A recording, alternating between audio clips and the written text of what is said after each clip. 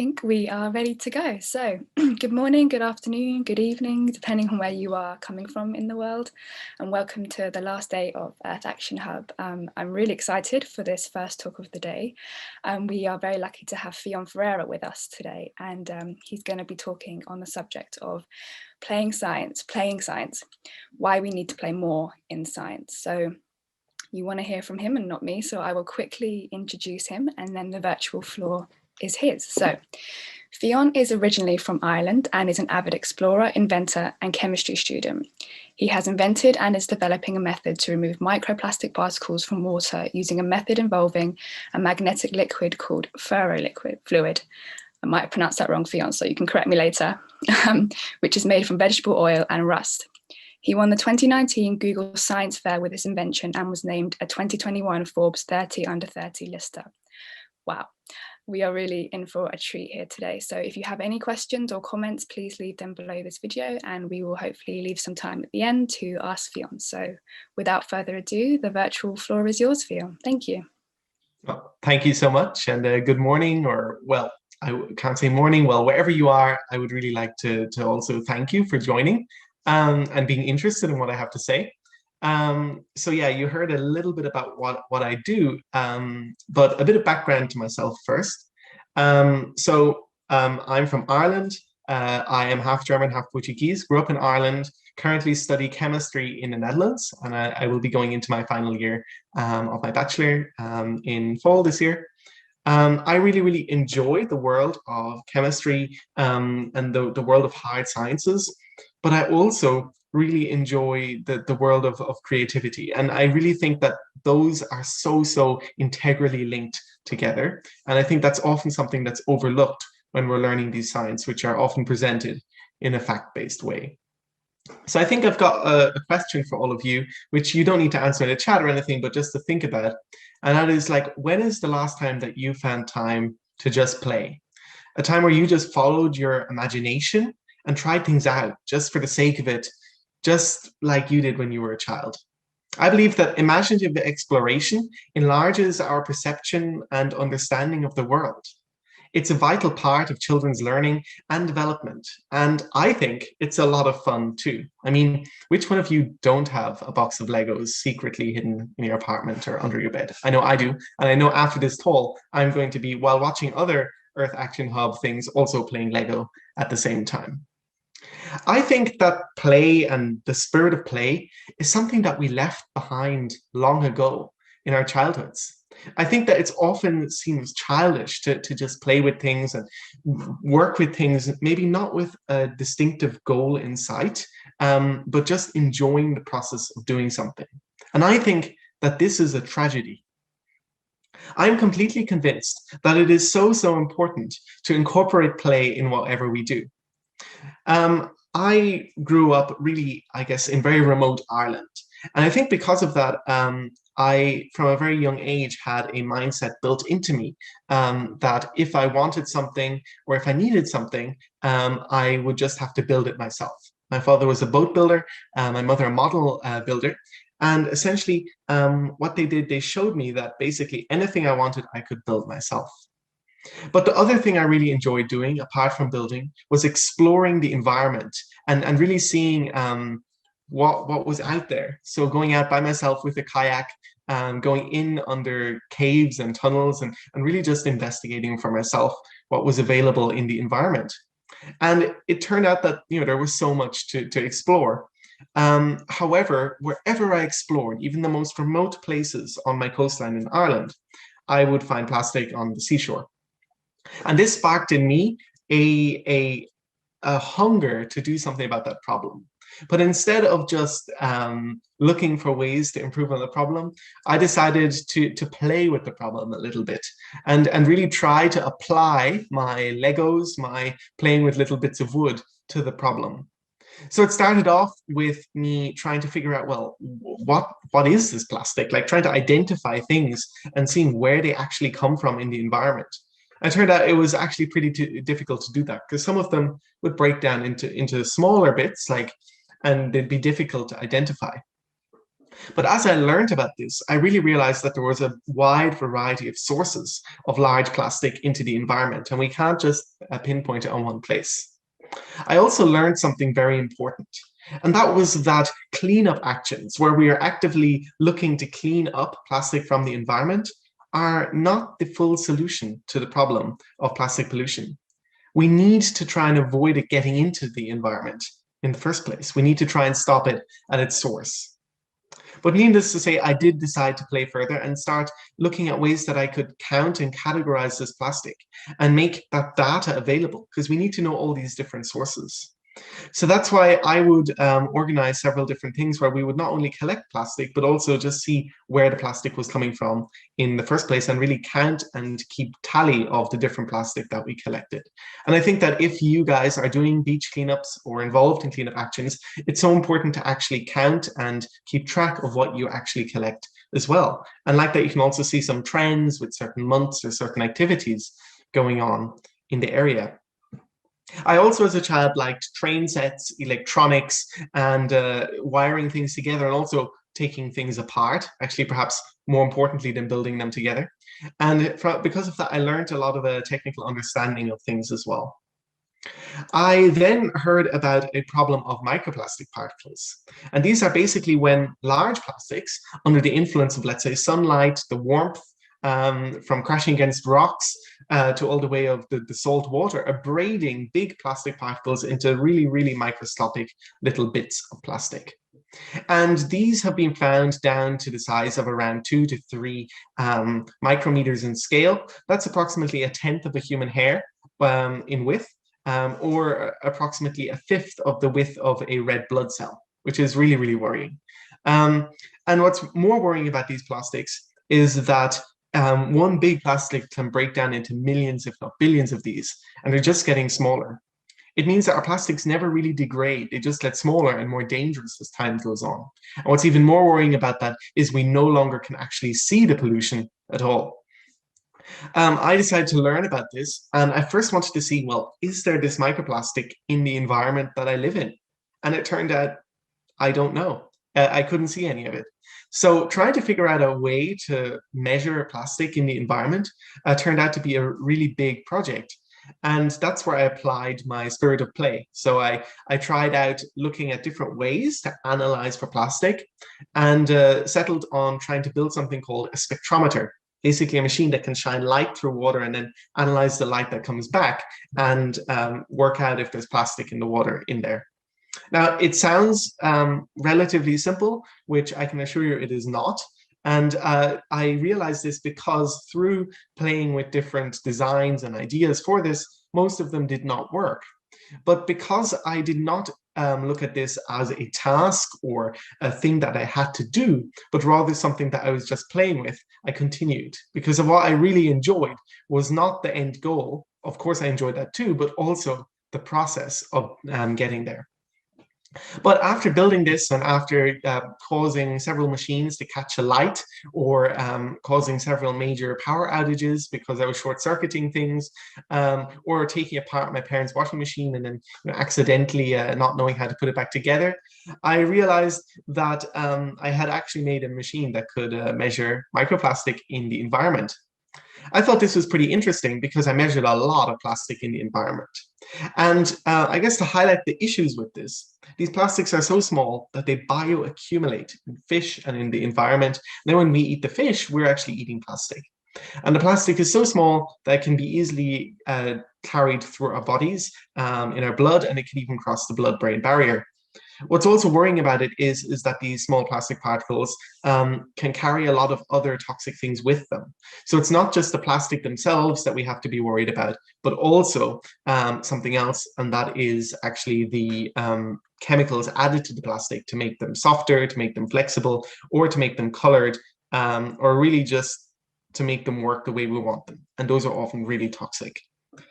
I decided to have a look at ways that were being employed to remove them from water. And I realized there weren't any ways really out there. So I thought, well, the worst that could happen is that I fail. And then I decided, well, I can go off and back to the Lego box, back to play again. I looked at traditional methods, so ways that you could perhaps just filter water and pass water through, a conventional filter mechanism and see if plastics would get caught. Well, what gets really worrying when you're playing with this is that because the plastics are so small, it means that you will need something like almost like a reverse osmosis kind of filter system, which takes an immense amount of pressure and energy to use. It's not viable on large scale amounts of water. At this time stage, I also realized that there was a big issue with the water that I was using to clean my apparatus because the water that was coming out of the tap was so full of plastic that I wasn't actually able to gather meaningful results from samples I was getting because the water that I was using to wash equipment was already contaminated. So I actually had to use distilled water to be able to actually have a nice clean image of what I was testing. I decided to apply a couple of different things, and I was actually playing with a lot of other projects at the same time.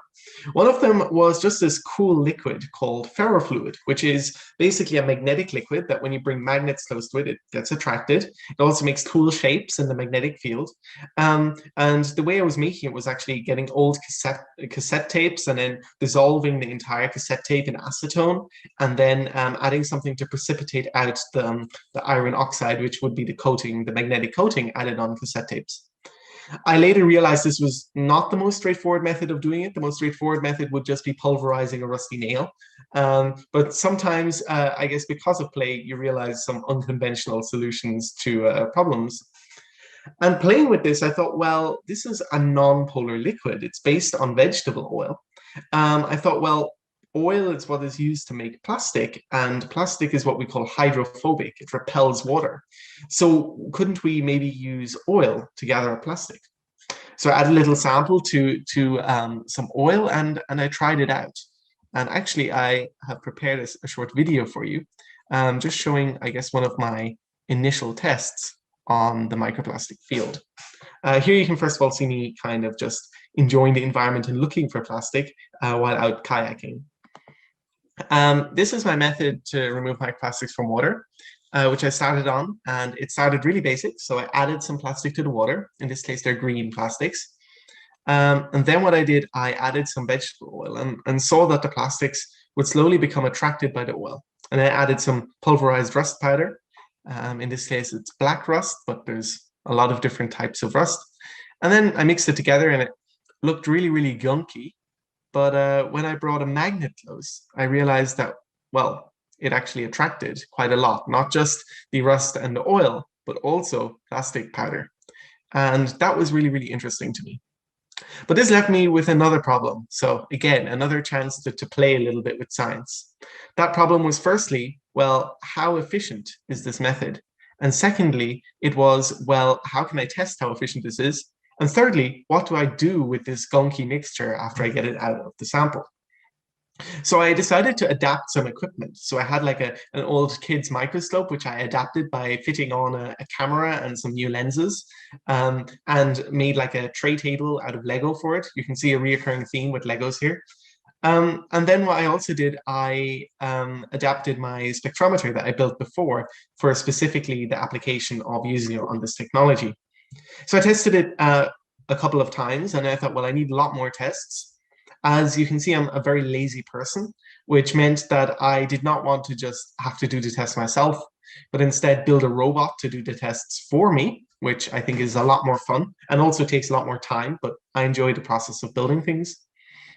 And that then resulted in me being able to test this method about 4,500 times on 10 different types of plastic. Actually, a really difficult challenge as well is trying to make or find microplastic to test on. Because testing on seawater is one thing, but I wanted to test this at the limits and at the extremes. So actually trying to find a source for microplastic was incredibly difficult. And I ended up having to build a machine that could make microplastic that I could then add to water and then extract again. In terms of separation, I also had issues because, well, the first of all, the microplastic particles get really mixed into this ferrofluid mixture. But actually, by experimenting with some really strong magnetic pulses, I found out that if you really strongly magnetic pulse the mixture, it becomes really rigid and it actually expels plastic out of the mixture. So what you can do is actually apply a really strong magnetic field. It gets hard, and all plastic gets pushed out of the ferrofluid, and you can reuse the ferrofluid. What was also interesting was, well, it's magnetic, so you can collect it up relatively easily, and we're using vegetable oil and rust, two things that are not really bad for the environment. But this left me in a little bit of a dilemma because I had now kind of accidentally, through just playing with the things I loved, actually invented something. And that meant that all of a sudden I would have to scale this and work on this further. And this really daunted me at first. But I think that something that's really important for you to take away is that playing with science and engineering, often you don't have a goal in mind or a place where things are going to go.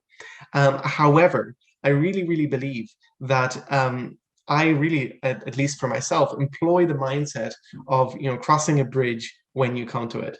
And I think that in the world of scientific innovations and new technologies, it's so important to have an approximate goal of what you'd like to achieve, but also leave enough flexibility to accommodate for the things that you will discover while just trying things out just for the sake of it, just playing with science.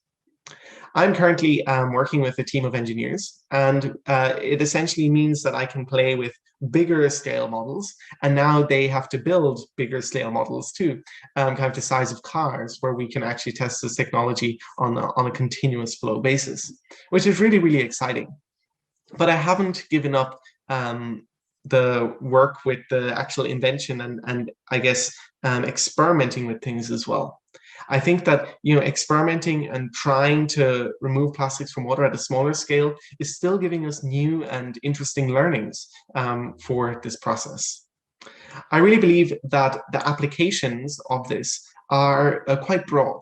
I think that even if we stopped using plastic altogether today, which would be a wonderful achievement, we will still be struggling with the problem of microplastic in our drinking water and in our food and supplies for many, many hundreds of years. And I think that's why it's really important that we build technologies that can develop and protect our environment, but also ourselves from this risk that we currently don't know the effect of on ourselves and the environment. I have not given up one of my most favorite things to do, and that is playing with science and technology, not afraid of the outcome and not expecting a specific result. I'm studying chemistry, but still playing and still driven by curiosity, just excited by the process and possibilities. Now it's time for you to make time to play. Although it may seem silly, not productive, a luxury even, it could potentially have a huge impact, which might just be the next major solution to a major or minor problem. I think that without our ability to play, we become quite simply stuck. And I really think that we need to foster more communications between people who enjoy the world of science and engineering, but also enjoy the world of so many different aspects. I'm currently involved in a lot more besides my invention. I'm involved on many grassroots ideas and projects. I know most of them won't work out, but I enjoy the process.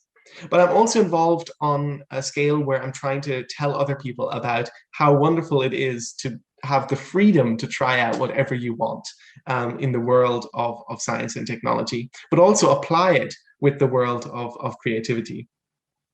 I am currently working on some television series where basically we're trying to create television around science and engineering and try and motivate people to become scientists from such an early age. I think that this has given me a new skill set of things I never thought I would get involved with, but I really, really enjoy that creative process as well. So I really want you to take one thing with you from this talk, and that is that you should make more time in your day to just simply engage in that state of flow, do something you enjoy doing, and not have a specific goal or task or to-do list in mind. I have long to-do lists. However, I really prioritize time outside where I get interesting ideas, but also times to just tinker around with technologies, ideas, and things that get me motivated. Wow, Fionn, I forgot that I was facilitating this talk. I was so interested. That was just so engaging. And I particularly love one thing you said at the start, which was how you weren't scared to fail. And it was just sort of you were seeing there was no kind of agenda. It was you were playing. And I think that's really, really important for young people, especially, or anyone really, but you don't need to always think of the outcome. It is about the process. And we do fail. Like, failing is very a normal part of our lives, and we shouldn't sort of be scared of it, and that shouldn't stop us trying out new things. And there's a lot of people loving your talk in the chat, and there's a really interesting question about whether your process is kind of different or the same depending on freshwater and like seawater, and whether it would be, it might be more of a scientific question, but I wonder if you can answer that. Totally. So essentially the process works by the difference in polarity. So plastic typically would not be very polar. It means that it is attracted by other non-polar things. Liquids that are typically very polar are water, which then, like, out of their nature, repel plastic. But actually, if you add a salt, so let's say like sodium chloride in the sea, to the water, it means that it's more polar, and it means that it actually repels plastic better. So although my method works a lot better in seawater environments, I also want to try and apply it there where there's the biggest impact possible. And I think that is the source of plastic. So places where it's entering the environment in terms of wastewater treatment centers and perhaps rivers. I think that at a sea level, we need to be extremely careful because we can't just go around spreading oil all over the sea. We've seen consequences of that. I think that instead what we need to do is look at ways to prevent it getting into the environment. Although plastics are bad for the environment, we also need to weigh the risks and benefits of conducting a cleanup action. Because there's so much plastic that has actually become layered down at the bottom of the sea and will become part of a rock layer, so to speak, pacified. It'll no longer pose a threat. I think things like that we might just have to leave. We'll probably have a geological layer of plastic here on the Earth for many millions of years to come, if Earth survives that long. Well, I think, what is it? I think in about 2 billion years' time, the sun will expand anyway. So I guess that's the end. But I think that it does work really well in both the sea and freshwater applications. However, seawater does work a bit better. I think the major technicalities and struggles that I'm currently working on are actually trying to get it to work where there's soaps in the water, because soaps, break or lower the difference in polarity between these two things by attaching themselves on and changing the outside, the way the water would perceive the plastic. And that means that that's something that I'm currently actively working on. I think also that the seawater application could be applied in places where, for instance, boats would be taking in cooling water. And this could be something that could be applied to there. So it would be passively cleaning water that would be taken in, but not on a grand scale cleanup action. However, I'd also like to note that there's so many boats out there that one could already have a large effect by using all the water intake and outtake systems. Thank you for answering that. Wow, I didn't think about the layer of plastic we might leave, like in the rock layer, and to think that people may look back and sort of see what we've left behind. Wow, that's fascinating. But thank you for answering that. I have a question about whether you ran into any major problems along your sort of process and how you navigated around them or overcame them. Totally. So I think that major problems, well, I don't call them major problems. I actually typically I say, oh, this is interesting. That's kind of when I find a problem. But I think I actually really enjoy that, because what I love about the area of being an inventor is that we do have challenges, and basically we are not being judged for not, I guess, solving the problem, but if we do solve it, that's an added bonus. And I think that what's very nice is that you can play with these major challenges in a way where you're disconnected from the pressure that would normally be associated with, let's say, somebody who would be employed to solve a problem. And I think that that's actually very productive. So often you kind of stumble across a solution to a problem.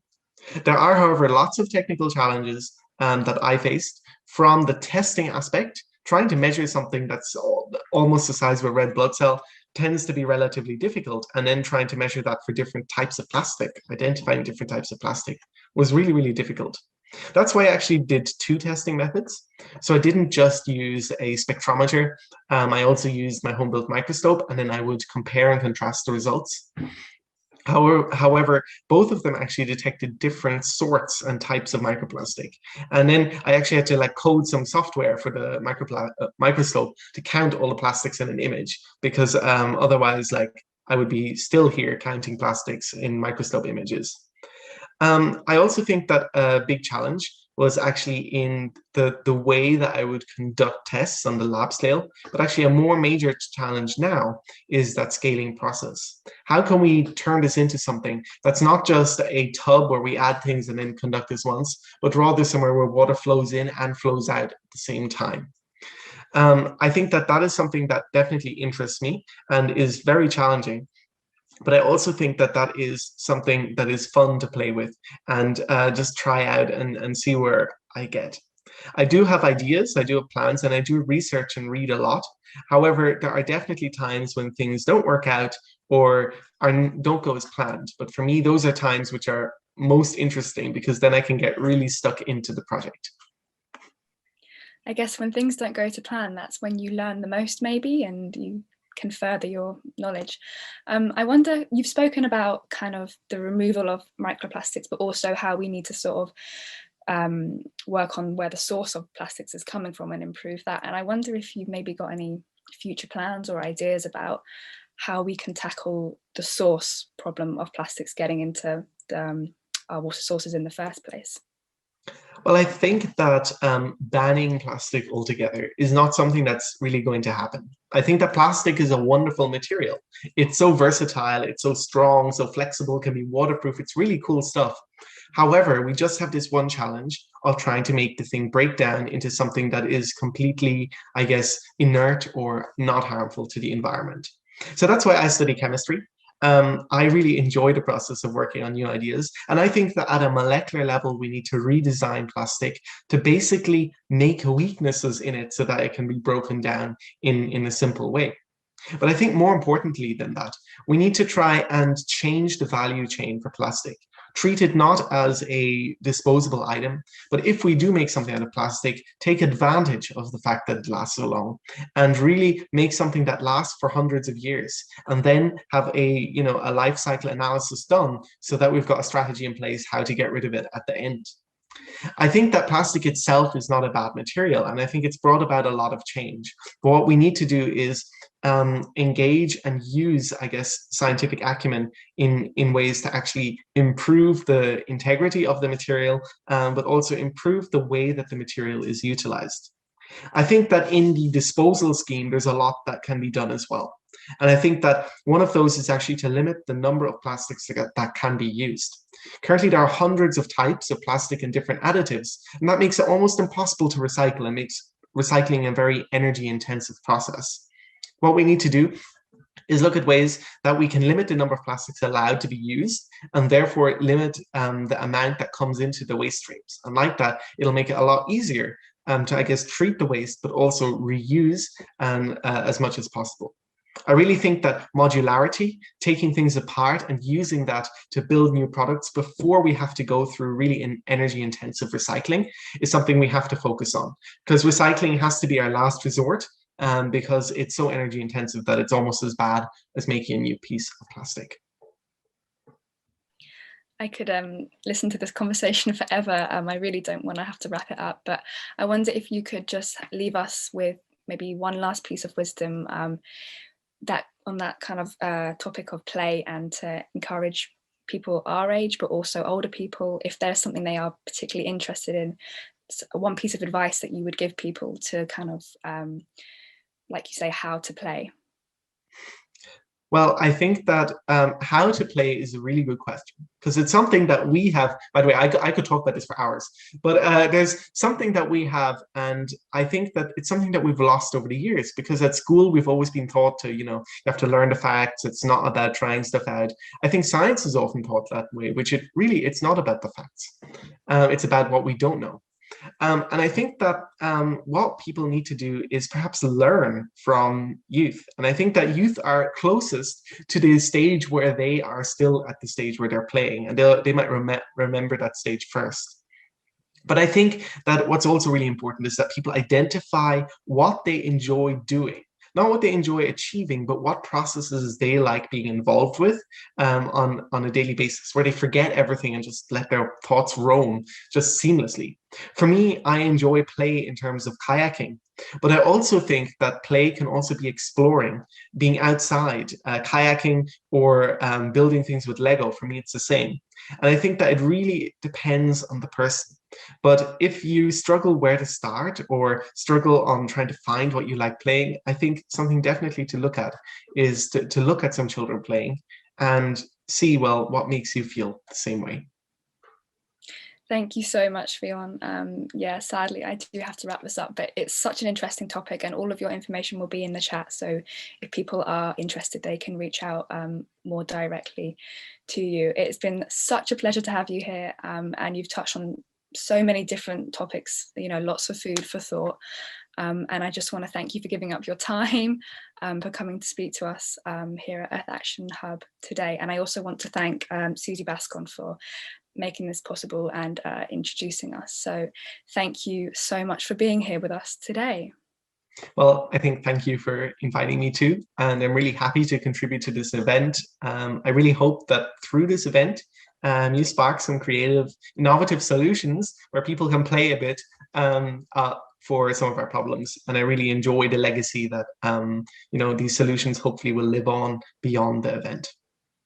We will carry that with us for the last day. The sort of idea of play and having fun is really, really key. So thank you again, Fionn, and stick around on this channel. There's a lot more talks coming up, but also the conversations and the workshops today. So enjoy the last day of Earth Action Hub, make the most of it, have fun, play. And again, thank you, Fionn, for being here with us. Thank you, everyone.